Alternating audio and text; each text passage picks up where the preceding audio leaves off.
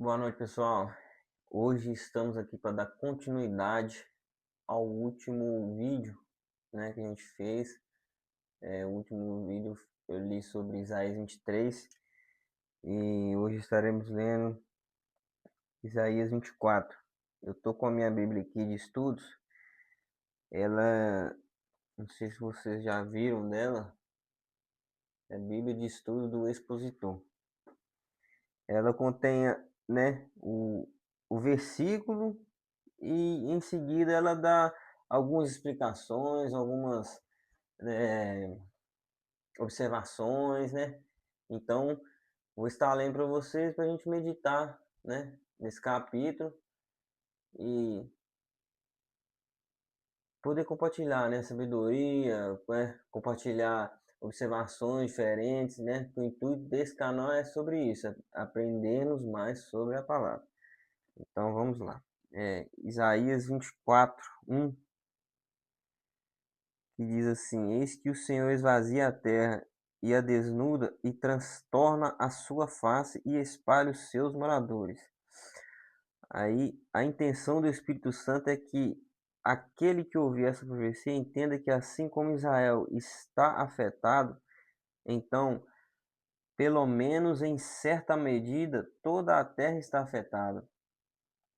Este versículo poderia ser interpretado assim: Eis que o Senhor tornará vazia a terra da Palestina e a desnudará, e a transtornará e espalhará os seus habitantes. Versículo 2: E o que acontecer com o povo acontecerá com os sacerdotes, ao servo como ao seu senhor, a serva como a sua senhora, tanto ao que compra como ao que vende, ao que empresta como ao que toma emprestado. Peraí. No versículo 2 diz assim: E o que acontecer com o povo acontecerá com o sacerdote, ao servo como ao seu senhor, à serva como à sua senhora, tanto ao que compra como ao que vende, ao que empresta como ao que toma emprestado, ao que dá com usura como ao que paga usura. Nesta passagem, os habitantes são divididos entre 6 grupos duplos. Nas Santas Escrituras, 6 é o número do homem, que expressa a sua imperfeição, porque não chega ao número perfeito, 7. O homem foi criado no sexto dia, e o número do futuro super-homem será 666. Olha só pra você ver. Não é brinquedo, não. De um modo limitado, essas passagens tiveram seu cumprimento no passado. No entanto, o seu pleno cumprimento acontecerá na grande tribulação e na batalha do Armagedon, né? Então, versículo 3: De tudo será esvaziada a terra, e de tudo será saqueado, porque o Senhor pronunciou esta palavra. A ênfase coloca em o Senhor pronunciou essa palavra, dá-nos uma ideia da posição imutável de Deus. A perfeição não precisa mudar, né? Então Deus é perfeito, ele não muda. Ele foi, ele é e será. Sempre será, né? A terra pranteia e se murcha. No versículo 4. A terra pranteia e se murcha. O mundo enfraquece e se murcha. Enfraquecem os notáveis do povo da terra. Quando a palavra terra é usada aqui, o objetivo múltiplo dessa passagem é Israel. No entanto, durante esse tempo de grande tribulação, o juízo de Deus, embora concentrados no Oriente Médio, afetarão também toda a terra. Então, né, não afetará só certas nações ou certos povos, afetará toda a terra. Versículo 5. A terra, na verdade, está contaminada por causa dos seus habitantes, porque transgrediram as leis, mudaram os estatutos e quebraram a aliança eterna. A razão da grande tribulação que está para vir é a intensa violação da palavra de Deus. Então, a desobediência, né? Pessoas vão, né, a blasfêmia, tudo aquilo que vai contra é, vai caminhando para o fim, né? Para o juízo, né? Então, é um ser humano, infelizmente, fez, né? E continua fazendo para merecer o juízo final. Versículo 6. Por esta causa a maldição devorou a terra, e os seus moradores estão desolados. Por esta causa foram queimados os habitantes da terra, e poucos homens restaram. A justiça dessa ação divina é declarada no versículos 5 e 6.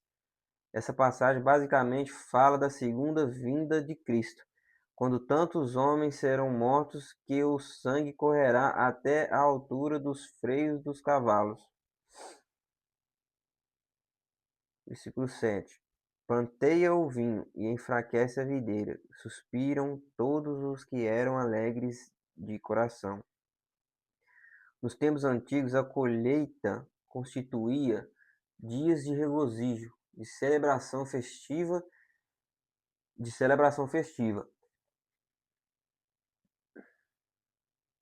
Era a época mais importante do ano, porém, nessa época futura não haverá ninguém alegre de coração,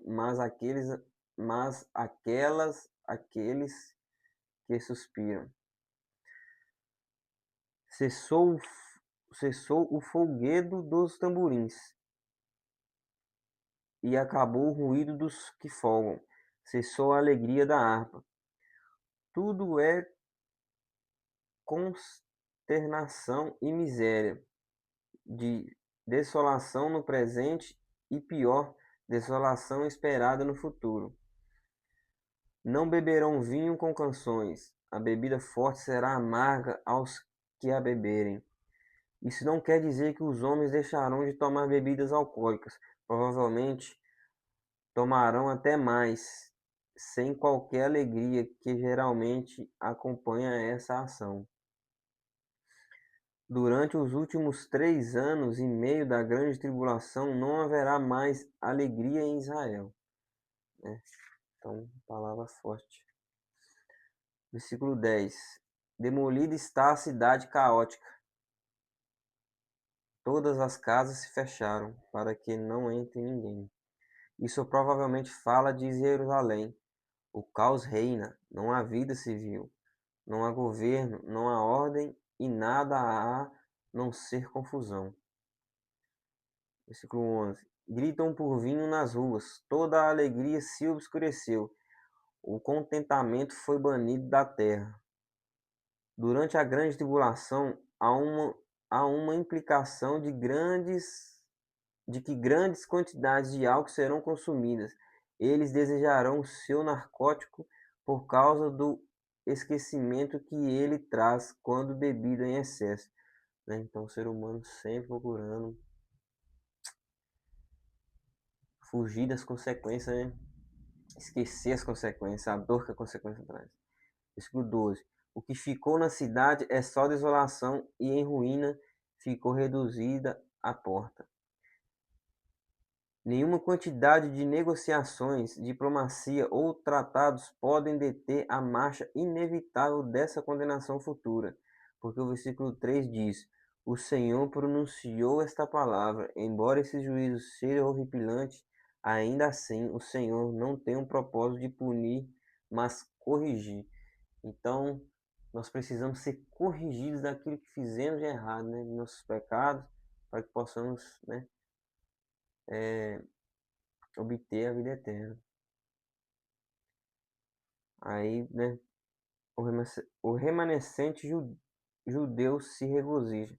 Versículo 13.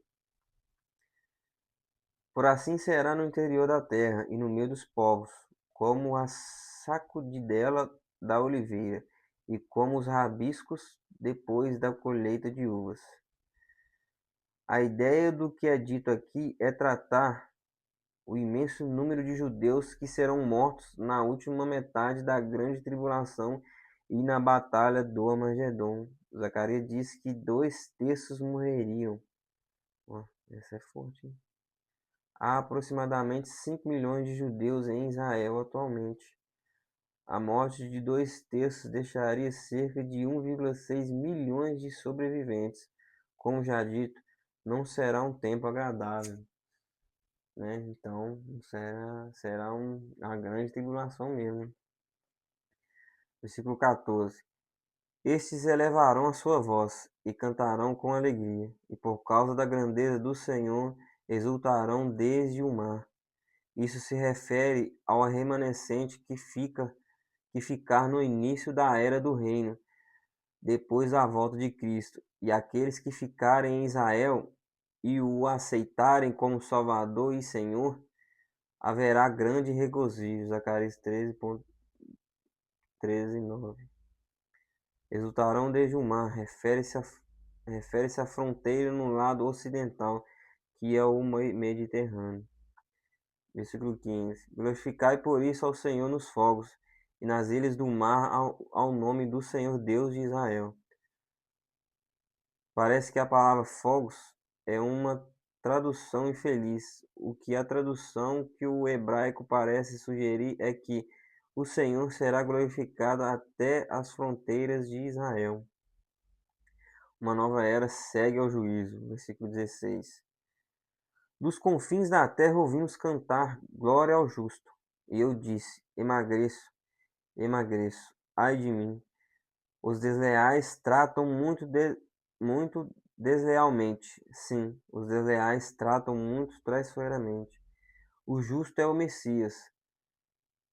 Israel rejeitou o justo e aceitou os desleais, o que trouxe uma terrível magreza. Agora eles finalmente se darão conta do seu trágico erro e finalmente glorificarão ao justo, ou seja, Cristo. Versículo 17.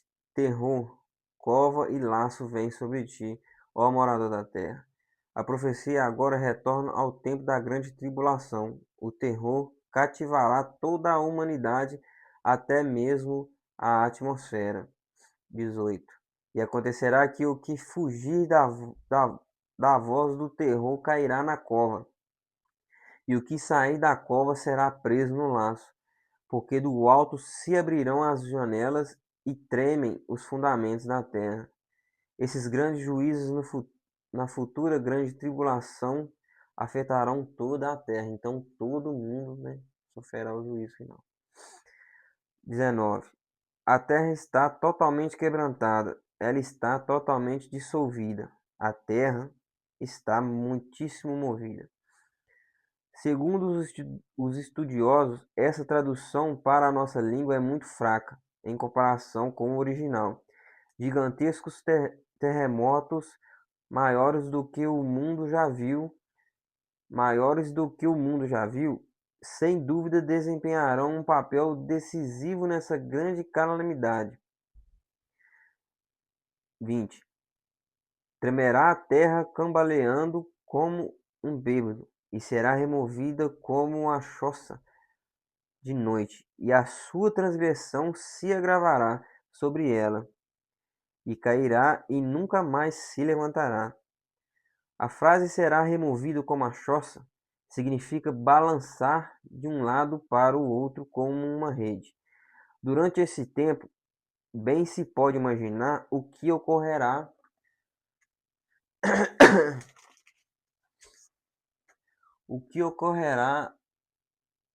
às marés, às montanhas e até mesmo aos vastos continentes. 21. E acontecerá naquele dia que o Senhor castigará no céu as hostes celestes e os reis da terra na terra. As palavras naquele dia referem-se à batalha do Armagedon. Nesse tempo, todos os homens poderosos da terra, mais Satanás, os espíritos demoníacos e os anjos caídos, serão tratados pelo Senhor na segunda vinda. 22. E serão amontoados como os prisioneiros são amontoados numa masmorra. E na prisão ficarão encerrados. e serão castigados depois de muitos dias. Satanás e todos os anjos caídos e espíritos demoníacos serão encerrados no abismo durante 1000 anos.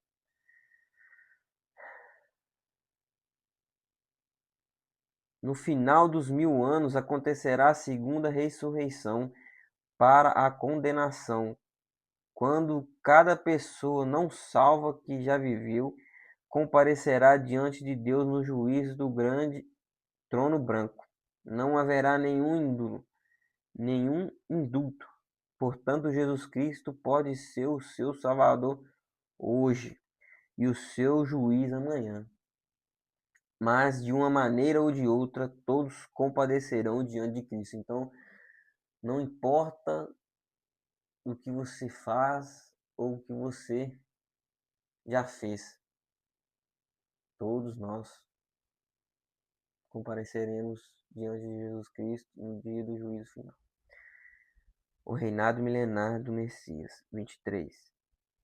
A lua ficará confundida e o sol envergonhado quando o Senhor dos Exércitos reinar no monte Sião e em Jerusalém, e perante os seus anciões será glorioso. O capítulo se encerra com essa promessa gloriosa da vinda da era do reino. Então, é isso aí, meus irmãos. Aí tem umas outras anotações aqui, umas outras explicações aqui da outra Bíblia aqui, que diz assim, e vou estar lendo para vocês também, para a gente incrementar, né, em cima daqui que foi lido agora há pouco. 24:1. Enquanto os capítulos 13 e 23 concentram-se no julgamento das nações particulares, os capítulos 24 e 27 falam de toda a terra. Uma palavra repetida 30 vezes como objetivo de punição de Deus. Essa longa lista de pares de opostos é um modo surpreendente de dizer que todos os habitantes da Terra serão julgados, independentemente da posição social. Então, independentemente da posição social, né, do status que a pessoa tiver, ela será julgada pelos seus feitos. A causa desse julgamento horrível é o pecado humano. O povo tem transgredido o pacto entre Deus e Israel. A referência ao pacto eterno lembra ao leitor o pacto noaico entre Deus e todos os habitantes da terra. 24:6. A disposição pactual pedia uma maldição no caso de transgressões da lei. O tema do remanescente é visto aqui no fato de restar poucos homens. 24:7 e 9. O julgamento de Deus põe fim ao cântico jubiloso e à ingestão de bebidas alcoólicas. Ambos envolviam celebração. O vinho e a bebida forte eram os dois principais tipos de bebida alcoólicas no Antigo Oriente Próximo. 24:10. A cidade da confusão não é uma cidade específica. Ela representa homens e mulheres maus que estão sujeitos ao julgamento de Deus. 24:11. A produção de vinho diminuirá, de forma que o povo clamará por vinho, mas seguirá insatisfeito. O vinho está associado à alegria e à celebração. O julgamento de Deus porá fim a tais festividades. O vinho também entorpece a dor. Essa pode ser outra razão pela qual o povo clama por vinho, por causa do sofrimento que o julgamento de Deus produzirá. 24:12. O portão em uma cidade murada representava suas defesas. 24:13. Uma oliveira ou uma videira, após a vindima, tinha apenas algumas azeitonas ou uvas. Assim também as cidades das nações terão apenas algumas pessoas restantes quando sobreviverem o julgamento de Deus. Né? Então aqui quer dizer que o quê? Eu vou até aqui mostra que aqui está falando sobre o juízo que virá sobre toda a terra, né? Independente da sua posição, dependendo do cargo que você ocupa, dependendo do seu poder aquisitivo, né? Na sociedade você será julgado. E que o mundo clamará, que o vinho mostra, né, uma forma que o mundo buscará para tentar, como se pode dizer, amenizar as consequências, a dor da consequência que virá sobre nós, né? Então é isso aí que deixa aqui. E não achará, né? 24, 14, 16. Aqueles que entoaram o cântico não são especificamente mencionados. Eles podem ser Israel ou remanescente de todas as nações. O fato de estar no mar, nas ilhas do mar e na parte mais extrema da terra sugere que se não se trata de Israel.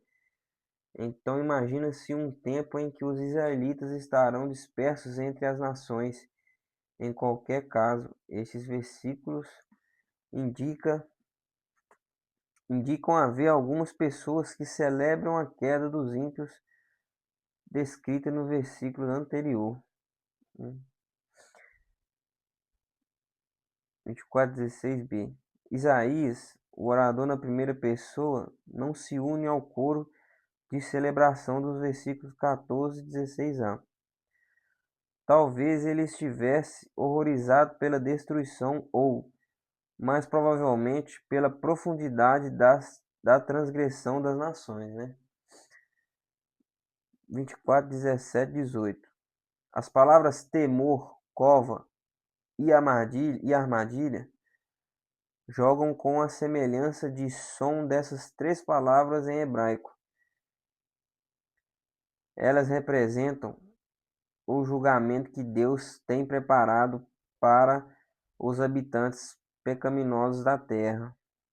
As janelas abertas do céu implicam chuva e sugerem inundação devastadora. É.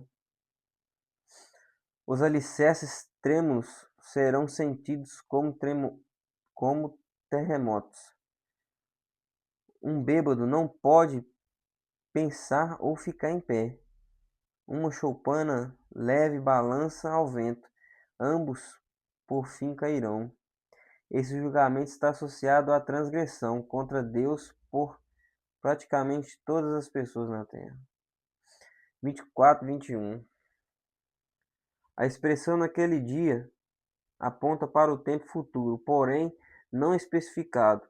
O julgamento de Deus é abrangente. Ele envolve não somente a terra, mas também o exército do alto, que está nas alturas. Uma expressão que indica as estrelas, talvez também sugerindo divindades pagãs ou anjos caídos. É interessante, né? 24, 23. Até mesmo a lua e o sol ficarão ofuscados com a brilhante luz que vem de Deus ao exercitar ele e o seu governo soberano desde o tempo. Então é isso aí, meus irmãos. Deixa essa palavra aqui, né, para meditação. Se você, né, quiser colocar a sua observação nos comentários, né, peço que coloque aí pra gente compartilhar, né? E depois eu volto com mais. Peço que você curta, comenta, né, e compartilhe para estar ajudando o canal e, né, incentivando, né? A gente tá sempre postando aí, né? Então, lembrando, essa é uma leitura das Bíblias de estudo, né? O que foi dito aqui foi uma observação minha, né? Peço que às vezes o que a gente leu aqui, a pessoa pode entender errado, né? Mas o intuito do canal é a gente compartilhar, né? Procurar entender, procurar aprender.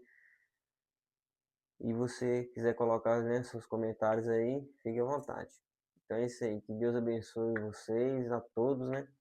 E se inscreva no canal, né? Não vou deixar de pedir para se inscrever no canal. E até a próxima. Amém? Fiquem com Deus.